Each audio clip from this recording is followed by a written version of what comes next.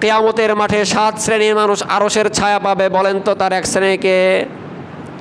তার এক শ্রেণী হচ্ছে, কোনো মহিলা যখন একজন যুবককে এসে বলে, হে যুবক, আমি তোমার সাথে জিনায় লিপ্ত হতে চাই, হে যুবক, আমি তোমার সাথে আমার অঙ্গরঙ্গ দেখাতে চাই, হে যুবক, আমি তোমার সাথে পার্সোনাল সময় কাটাতে চাই।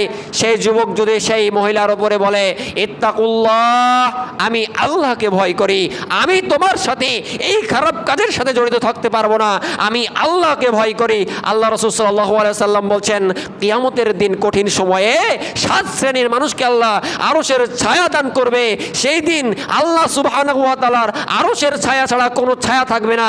সেই দিন ওই যুবক আল্লাহকে ভয় করার কারণে ওই যুবককে আল্লাহ সুবহানাহু ওয়া তাআলা আরশের ছায়ার নিচে স্থান দিয়ে দেবে। সুবহানাল্লাহ বলেন।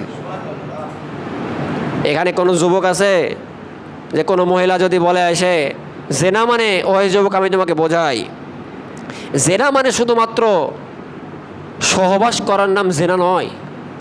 জেনা মানে শুধুমাত্র সহবাস করার নাম জেনা নয়। রাসূল সাল্লাল্লাহু আলাইহি সাল্লাম বলছেন, জেনা হচ্ছে কয়েক প্রকার। কোনো ব্যক্তি যদি খারাপ কিছু চোখ দিয়ে দেখে, সেটা হলো চোখের জেনা। কোনো ব্যক্তি যদি হাত দিয়ে খারাপ কিছু ধরে, সেইটা হচ্ছে হাতের জেনা। কোনো ব্যক্তি যদি পা দিয়ে খারাপ জায়গায় যায়, সেইটা হচ্ছে পায়ের জেনা।